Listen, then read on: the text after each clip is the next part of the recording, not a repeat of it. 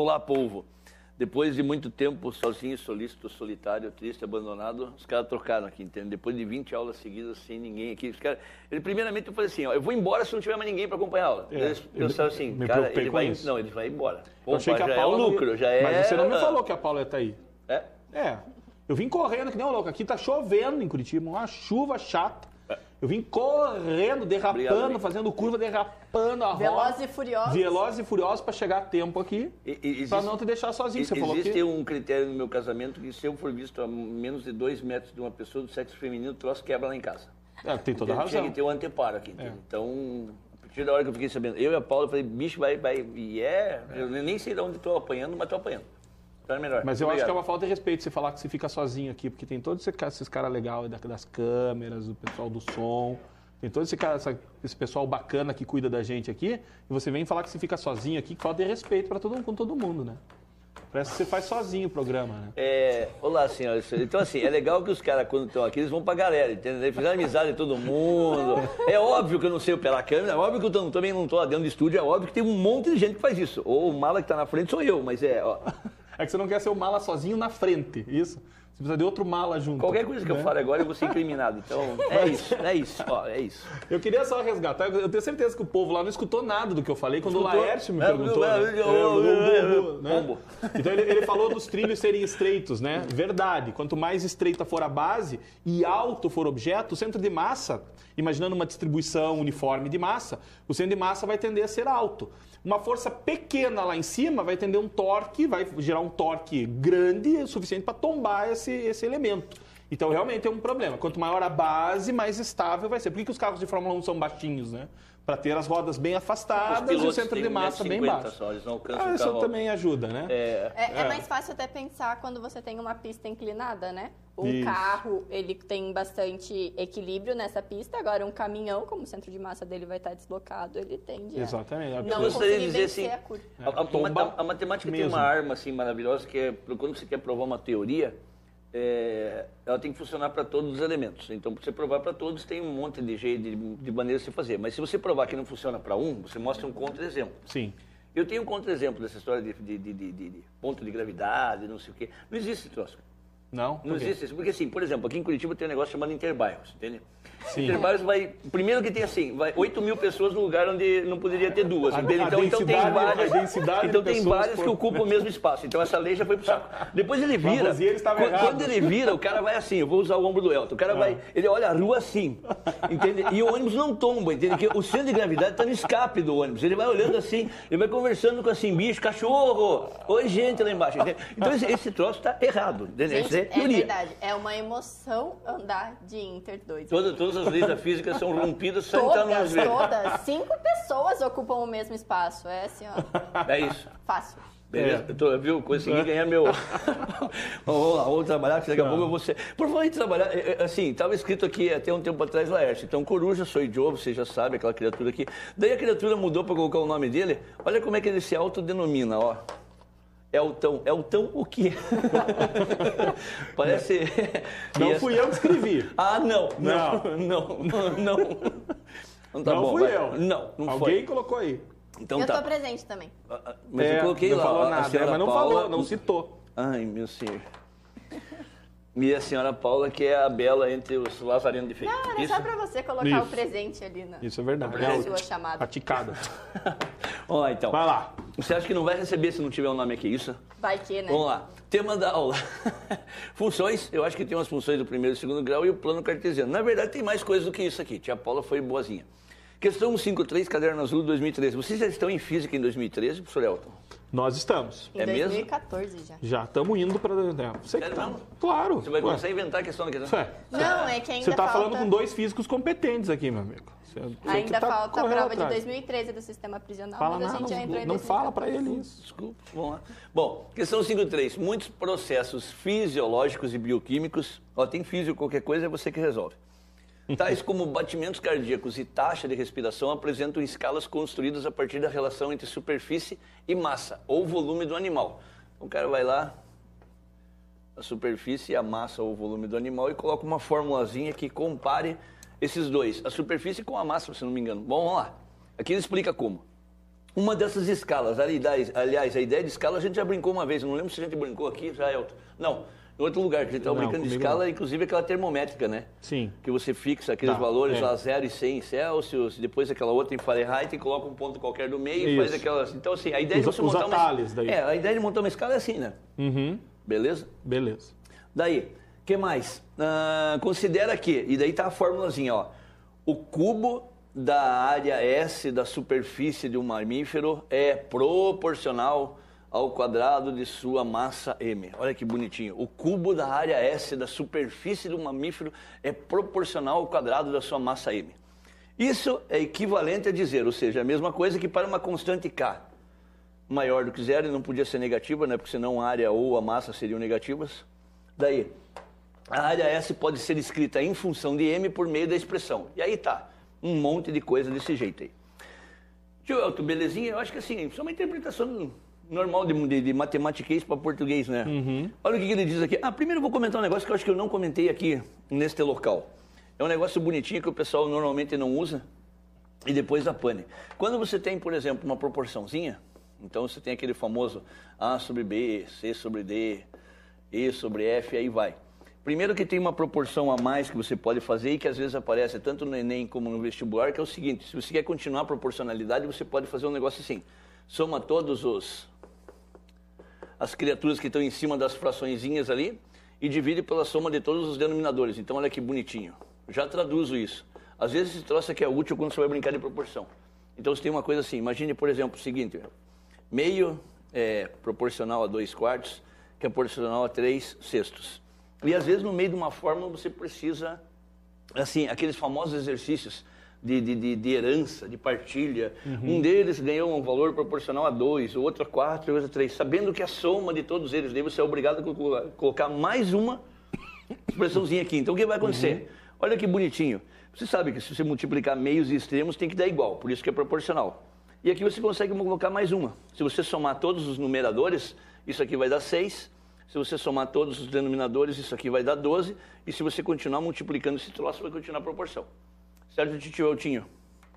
E a segunda coisa que eu queria lembrar ao povo é o seguinte. Quando você tem proporção, eu acho legalzinho isso.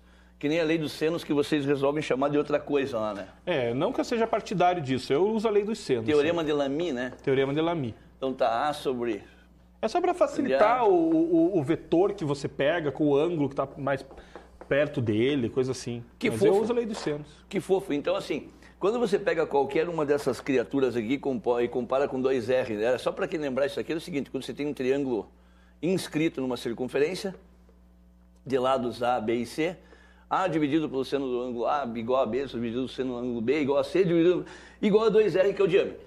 Daí, assim, só para comentar um negócio que vai aparecer aí. O que vai aparecer aí é o seguinte, se você isolar qualquer um deles, por exemplo, só essa parte, eu posso dizer que o lado C é igual a 2R vezes o seno de C.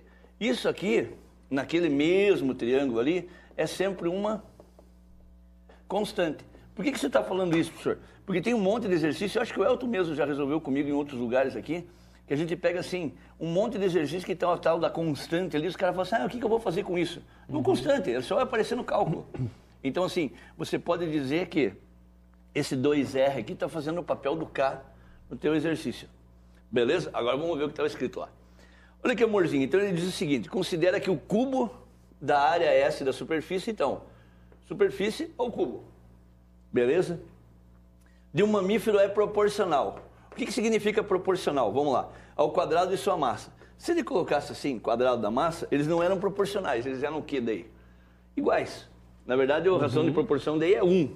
Os dois são iguais. Isso. Como ele provou que são proporcionais, o que acontece? Precisa de uma constante de proporcionalidade. Exatamente. Que é maior que zero. Isso. Se fosse negativo, ia dar pane, né? Porque daí um deles era positivo, outro negativo e dançou.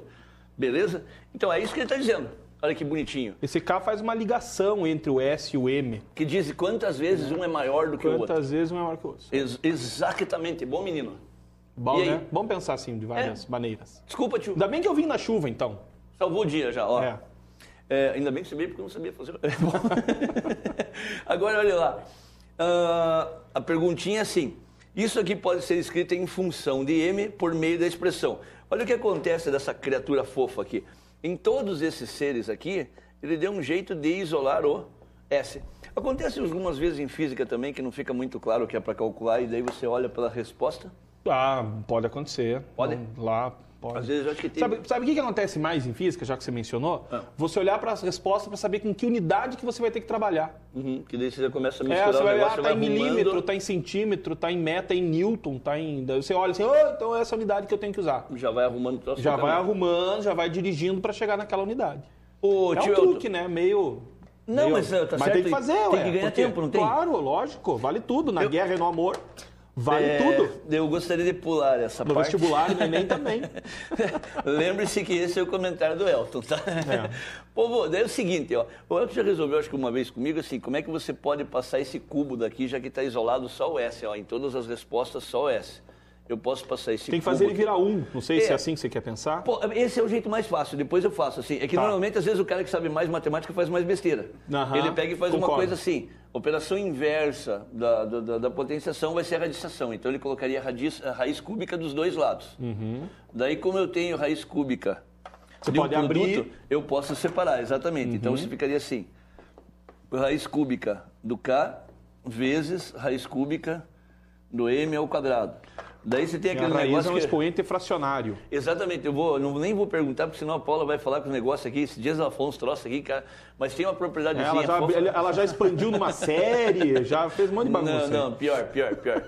Daí assim, e tem uma propriedadezinha fofa que é assim, qualquer raiz você transforma no expoente fracionário. Tem um jeito assim meio tosco de falar que assim, qual é a raiz mais vagabunda que você conhece? Vagabunda de simples, tá? Não vem pensar besteira. A raiz mais vagabunda que mais simples que tem. Acho que é essa aí. É, raiz quadrada. Qual é a fração mais simples que você conhece? Metade. Então, raiz vagabunda vira fração vagabunda e acabou. Daí você lembra que eu que falo besteira, né? Mas é vagabunda no simples. Eu vou ser repreendida pelo padre da emissora, né? Não, mas eu vou falar assim, hoje comi uma coxinha vagabunda, você vai pensar no quê? Uma coxinha, bom. Da rodoviária, antiga, né? Porque a nova tá legal lá, ó. Daí, povo, então é o seguinte, eu consigo transformar isso aqui em expoente fracionário. Então, assim... Não ganha da coxinha da Lapa. A criatura de farofa, né? Abraços pro pessoal da Lapa, ó. Isso. O de dentro pro de fora, 1/3, o M. O de dentro pro de fora, 2/3. Olha que bonitinho. Tá bom, né? K elevado a 1/3, M 2/3. É isso. Acho que é a letra D de jeans, se eu não tiver totalmente chapadinho. Tá certo. Incrível! Eu acho que por hoje foi bom. Tchau pra vocês. O que o Elton tava falando... Isso, Caia. Isso aqui é legal para daltônico. Vou fazer assim. Deixa eu brincar aqui. Bom, o que o Elton tá falando é o seguinte. Tava escrito assim, S é o cubo. Vou deixar esse troço desse jeito depois e convidar um amigo nosso, Edilson, para pegar as canetinhas aqui. Vai ficar uma beleza isso aqui. O que o Elton tava dizendo é o seguinte. Como você faz operação, você pode resolver a mesma operação dos dois lados. E um jeito de você pensar nesse troço é assim. Se você quer transformar em 1 isso daqui, então eu posso multiplicar esse expoente por 1/3. Só faça com todo mundo. Certo? Só que se você fez de um lado, faça do outro também.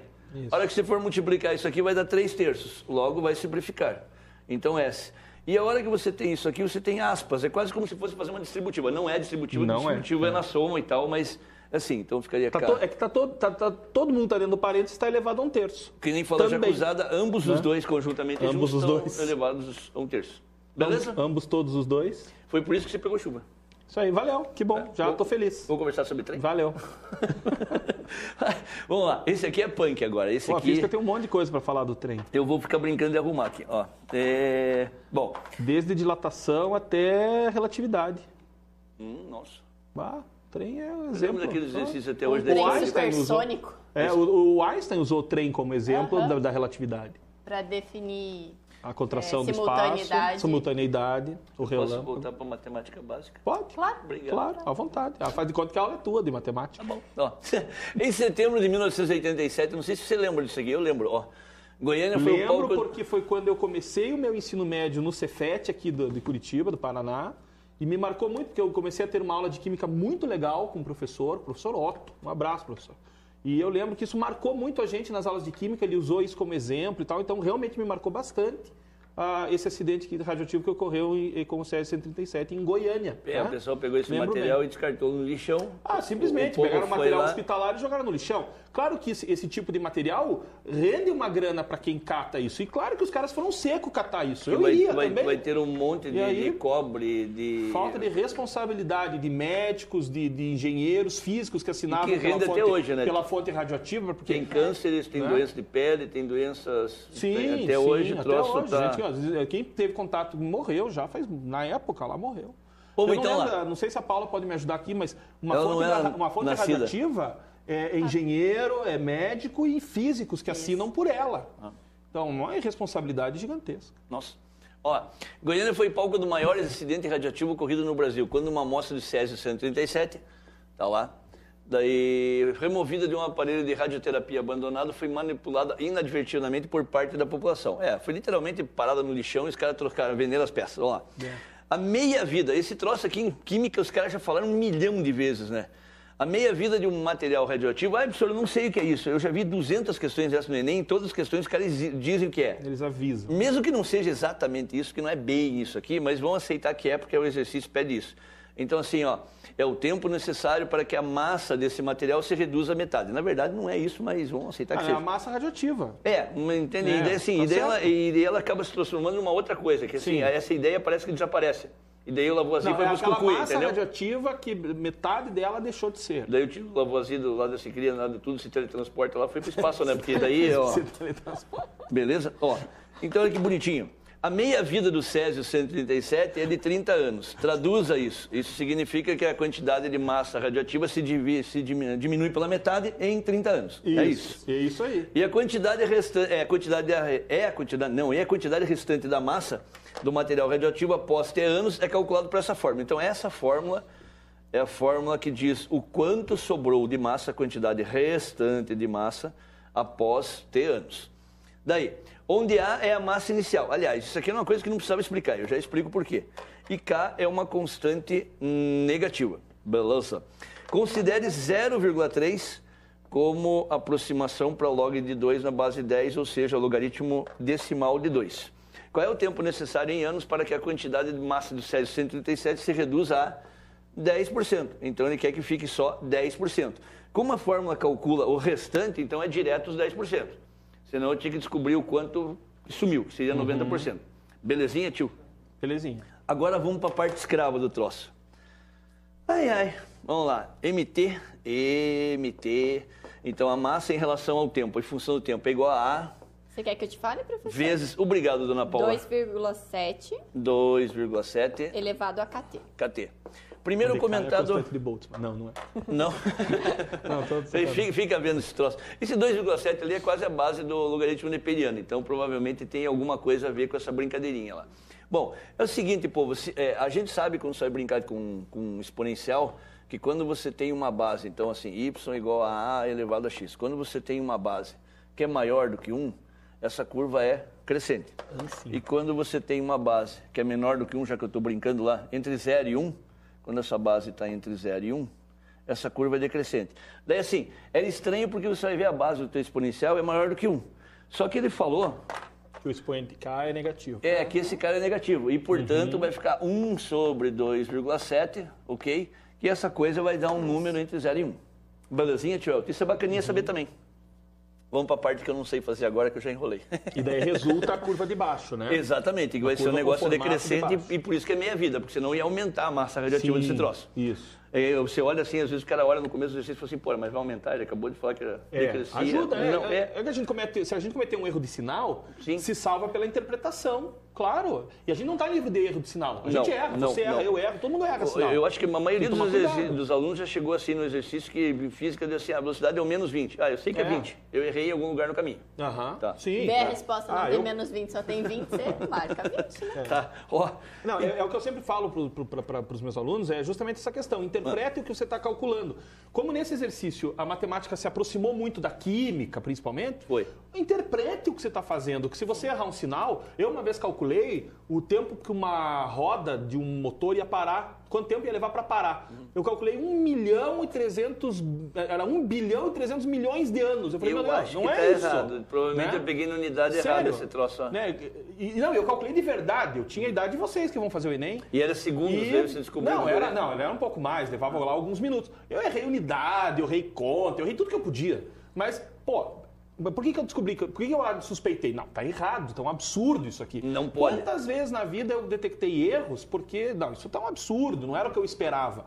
Façam isso, gente. Interpretem, não termina o exercício 2, pronto, acabou, vamos embora. Não. O que é isso? O que é esse 2? Faz sentido que eu Faz sentido, né? Tá dentro do que eu esperava, baseado nos números que eu tenho, né? Eu já fiz exercício com aluno, assim, quando você está resolvendo um sistema que tem, assim, a soma da idade de um pai e de um filho dá 60 anos. Sabendo que o pai tem o dobro do filho, então seria 40 e 20. Mas daí o filho de uma mãe chega no final do exercício e fala assim, o pai tem 20 e o filho tem 40. E por que isso? Porque o cara não lê o troço, ele resolveu o troço, mas daí na hora de trocar pelas variáveis, né, colocar por x, pela incógnita x e y, o cara, em vez de colocar p e f, que é pai e filho, ele não coloca, ele simplesmente coloca número, acha número e não consegue analisar o resultado. Mas você está falando que o aluno chegou nessa resposta ou o cara que fez o aluno? Não interpretou. Você não interpretou. Uma orelha caiu no meio ele não conseguiu enxergar a resposta. Vamos lá. Povo, então é o seguinte... Falta de cuidado, falta de zelo até, eu diria, né? Esses é aqueles que não tem nota e depois você tem que explicar para pai. Bom, olha que bonitinho. Povo, é o seguinte, isso aqui eu brigo com meus alunos sempre, que ele não precisa dizer que esse valor que vem na frente da base é o valor inicial. Porque toda vez que você colocar tempo zero, uma constante vezes zero vai dar o quê, senhor Elton? Uma constante vezes zero? Todo número vezes zero é igual a zero. Ok, né? Zero. Daí depois 2,7 elevado a zero. 1. Todo número elevado a zero que não o próprio zero é 1. Então, 1 vezes o A.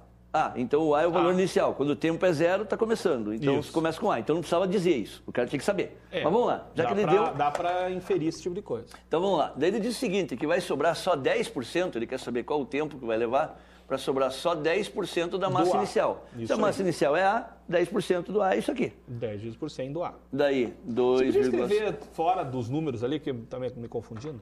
Ah, meu senhor... Quem que convidou? Não, tá certo. Desculpa, 10A sobre 100. Desculpa, amigo. Bom, tá lá.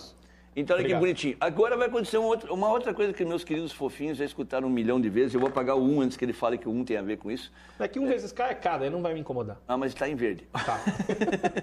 Daí é o seguinte, Elton, se eu tenho 2 incógnitas numa mesma equação, qual é a chance de eu conseguir resolver essa? Não, você vai resolver uma em função da outra. Então tá, então sim. E o cara quer que você ache o valor do tempo, eu vou ter que dar um jeito de descobrir alguma coisa. Então assim, 2 incógnitas me obrigam a ter uma segunda equação. Você vai ter que sair correndo atrás do carro. Então vamos lá. O que eu consigo nessa? Foi à toa que ele te deu 30 anos. Então viva. Então assim, isso aqui vai ficar assim. 1/10, eu já cortei os As. 1/10 é igual a 2,7 elevado a KT. E aqui parou, porque eu tenho 2 ao mesmo tempo. Daí o que a Paula falou é uma segunda equação, que ele diz o seguinte, que o tempo para que tenha meia vida, o que é meia vida? É o tempo que aquela massa vai ficar pela metade. É igual a 30 anos. Então você tem a massa inicial... E você tem o 2,7 elevado a K vezes 30. Deixa eu até fazer pretinho, porque ele está em cima do símbolo da Eureka. Desculpa escrever. Você conseguiu perceber isso sozinho? Não, é que estava um K em cima do outro, daí ficou KK. Meu senhor. Professor Elton, ele é o único que fez magistério aqui, entendeu? Ele fica pegando o pé da gente, ó. A dividido por 2 é igual a A. Levava aquela maçã para a professora. Levava mesmo. 7 igual a K vezes 30. Porque assim, o tempo é 30. Isso. Olha que coisinha bonitinha. Eu consigo cortar os A aqui e consigo deixar... Eu posso passar esse 2 para cima, de repente, como 2 elevado a menos 1. É igual a 2,7 vezes 30K ou K30, tanto faz. Professor Elton, eu não sei, mas ele não deu o log de 2,7 e eu não consigo resolver. E daí do outro lado também tem 2,7, eu não consigo resolver. O troço aí ficou meio embaraçado. Você não conseguiu base igual, ele não sabe que desse para simplificar. É óbvio que quando você vai resolver uma exponencial, e você não consegue fatorar os dois lados para que você possa cortar as bases e resolver uma equação com o expoente, é óbvio que você vai ter que colocar log. Tanto que ele deu log de 2, então eu vou ter que colocar log nesse troço. Sim. Vamos lá. Então vamos ver o que acontece. Olha que bonitinho que eu fiz. Aliás, eu fucei na internet e acho que ninguém resolve assim. Vamos ver.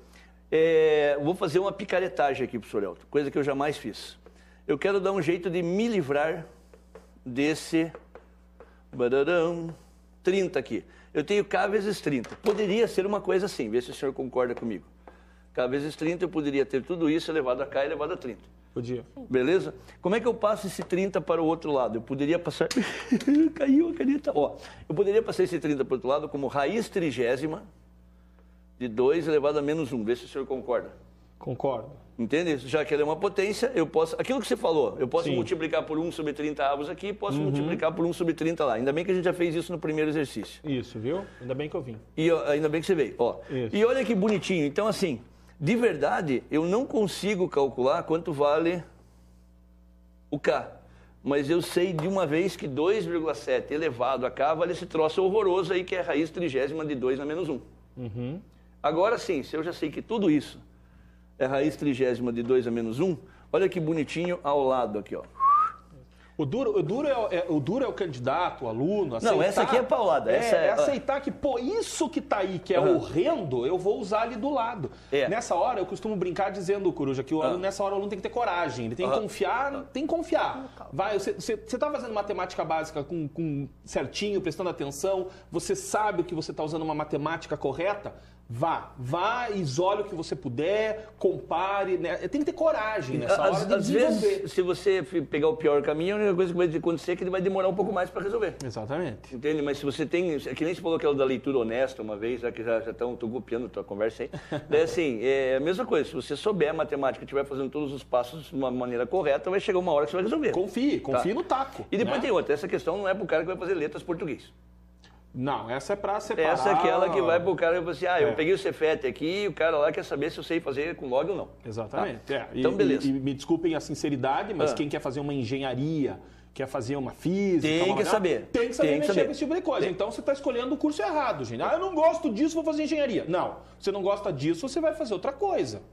Não vai fazer engenharia. Eu escuto, na verdade, bastante isso de amigos engenheiros. Eu não gosto de matemática, mas eu vou fazer engenharia. Não. É um gênio, né? É um gênio. Fora, é um gênio. Você vai sofrer. Vai fazer outra coisa, mano. Então, olha que bonitinho. Nem que seja corte e costura, mano. Agora que nós terminamos com esse momento carinho, um momento lazer. Olha que bonitinho, então, Elton. No lugar de tudo aquilo ali, eu posso colocar essa coisa fofinha aqui. Raiz trigésima de 2 a menos 1. Aliás, bom... Agora eu quero tirar meu expoente daqui, então eu consigo jogar log. 10 a menos 1 é igual a raiz trigésima de 2 a menos 1 elevado a t. Vamos ver se eu lembro disso até a outra página. Vamos para frente, vamos para cá. 10 elevado a menos 1 é igual a raiz trigésima de alguma coisa que estava aqui, acho que era 2 elevado a menos 1 na t. Daí, se eu quero tirar o expoente de lá, eu jogo log dos dois lados. Log de 10 da menos 1 é igual a log... de toda essa coisa fofa aqui, raiz trigésima, que na verdade eu já vou deixar como expoente aqui, porque vai ficar mais fácil. Isso, eu não queria me intrometer, mas... Isso aqui vai ficar como 2 elevado a menos t sobre 30. O t acaba multiplicando isso aqui e você divide pelo de 30. Isso, agora ficou até mais fácil agora olhar Ficou, assim.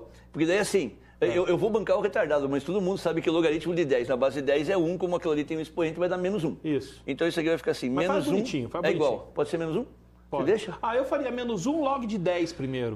Mas é um... Porque daí quem está acompanhando o passo a passo vai sacar legal o negócio. Isso aqui vai ter na próxima Olimpíada, já viu não? Arremesso de expoente? De expoente à distância. O barulho do expoente caindo, tá? Daí, do lado de cá, você também pode passar o expoente para frente. Vai ficar menos t sobre 30 vezes... Logaritmo de potência que fala? Logaritmo de 2, Daí, olha que bonitinho. Log de 10 da base 10, essa coisa aqui... vale 1 vezes o menos 1, menos 1. Esse cara vai continuar aqui, menos t sobre 30. E essa criatura aqui foi dada 0,30. Agora sim, eu 0,3, tanto faz. Isso. Continuemos. Se conhece a nhoca? Nhoca é a minha minhoca de estimação. Na verdade, não é uma cobra, mas vamos chamar de nhoca. Daí assim, multiplica os dois lados por menos 1, vai ficar assim. 1 é igual a 0,30t sobre 30. Vou fazer uma pergunta cretina ali. Eu já escrevi 0,30, você vai ver por quê. 0,30 dá para escrever como o quê? 30 sobre 100. Dividido por 30. Adivinha o que vai acontecer com os dois 30? Tchau. Então esse cara vai ficar assim. 1 igual a 30 sobre 100 dividido por 30. Vai cortar esse troço. O 100 passa para another side of do outro lado. E teu tempo depois de 15 dias é 100. 100. Mas essa era pauleira. Sem o que mesmo?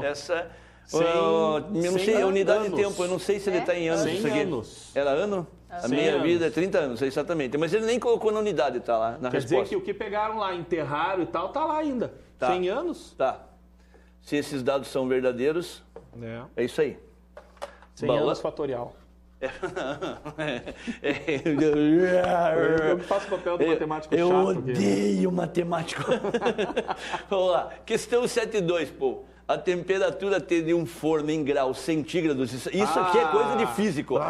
Isso aqui é coisa de... Risca e escreva Celsius com letra maiúscula. Só para deixar o cara revoltado, quer ver? Ó? Não, com essa você sabe. Celso, arrume, já. Arrumarei, é para trocar? Então tá, vamos lá. Ó, então tá lá, pô, tá bom, vou deixar certo isso aqui, vou deixar, não, o cara vai fazer uma redação sobre isso no Enem, vai escrever errado. Tudo errado, ó, então tá lá, pô. Celsius é a única unidade que escrita por extenso, você escreve com a letra C maiúscula. Se escrever Newton, olha, o Newton, eu não sei explicar, você sabe por que isso? É frescura da norma. Newton, a unidade de Newton por extenso, escreve com letra minúscula. Não é o nome do cara, é a unidade. Exato. Né? Por extenso. E o N sozinho, que representa a força, é o N maiúsculo. Aqui a unidade de temperatura é o grau Celsius. Centígrado está errado, porque a escala Kelvin também é centígrada. Ela também é dividida em 100 partes. Então, eu sei que as pessoas ainda falam assim, mas essa não é a linguagem do dia a dia. Essa é a linguagem científica. Né? O Enem deve utilizar a linguagem científica nessa hora. É mais para taça agora. Ó, daí, a temperatura de um forno em graus Celsius, tá lá, é reduzida por um sistema a partir do seu instante de desligamento, e ele já diz... Não consigo mais ler ali, que você riscou. Ó, instante de desligamento, que o tempo vale 0 e varia de acordo com essa coisinha aqui. Então, assim, a temperatura de um forninho varia de acordo com essa funçãozinha e começa a variar a temperatura a partir do instante que ele desligou, que o tempo é igual a 0. Dá pra saber que ele desligou por causa do negativo ali. O tempo, o calor não, a temperatura vai diminuir. Então é isso. Daí, contém minutos. Vamos colocar a unidade aqui, porque senão o rapazinho vai pegar no meu pé.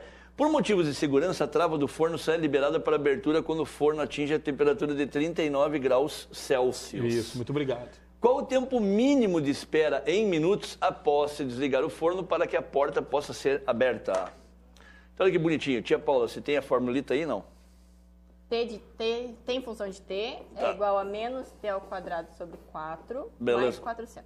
Então é o seguinte, primeira coisa para você pensar nisso, que nem falou o Elton, é importante que você imagine como é que é isso.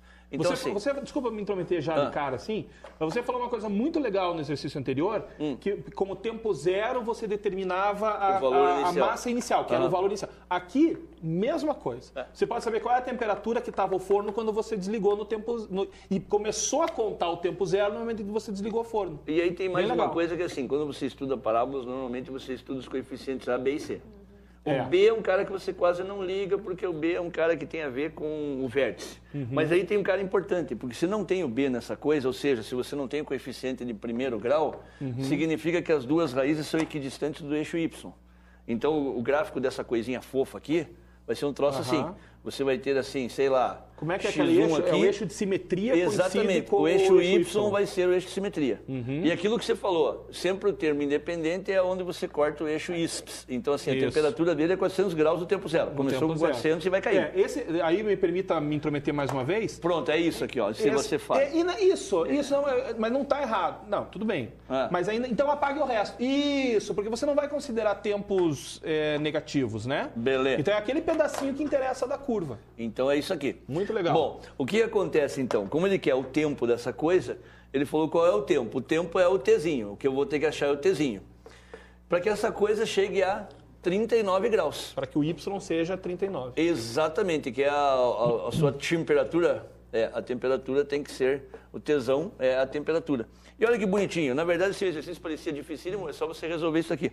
Resolveremos essa coisa, passaremos essa coisa para lá, então assim, ó, T ao quadrado sobre 4, agora está todo mundo correndo, né? É igual, 400 menos o 39 vai dar 361.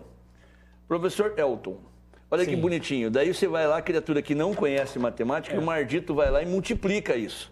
Depois você vai ter que tirar a raiz. Então, assim, ó. Vai com calma. Raiz quadrada, você vai passar esse 2 para o outro lado. De quem? Do 4 vezes o 361. Para que você... Eu sempre falo para os alunos, para que você vai aumentar um cara que vai te bater? Isso. Então, assim, ó, você quer brigar comigo, mas eu acho que você é fraquinho. Come uma raçãozinha quando tiver mais fraco. Por que você não sabe aquele troço? Por que você vai aumentar o número? Comer uma raçãozinha? Eu vou te deixar um pouquinho mais forte. Na saída depois. Comer uma raçãozinha? Então, assim... Me chamou do que agora? Comer uma raçãozinha. A hora que você calcular a raiz do 4, eu treinei em casa, dá 2. A hora que você calcular a raiz do 361, dá 19. Ou seja, a raiz quadrada dessa coisa é igual a 38. Essa criatura aqui deveria ter o mais ou menos, porque é uma função do segundo grau. Não, esse é tempo, com certeza. Né? É tempo, mas como só tem uma resposta, então assim, em... Minuto. Porque o cara não vai deixar escrever min aqui. Tá. Beleza? Tá bom. Então assim, daí na resposta, 38 min. Min do tipo euses, ó. É isso? É isso. Isso aí. Valeu. Senhoras e senhores, obrigado, até uma próxima. Refaça os exercícios, tá? Por favor. Olha o guia da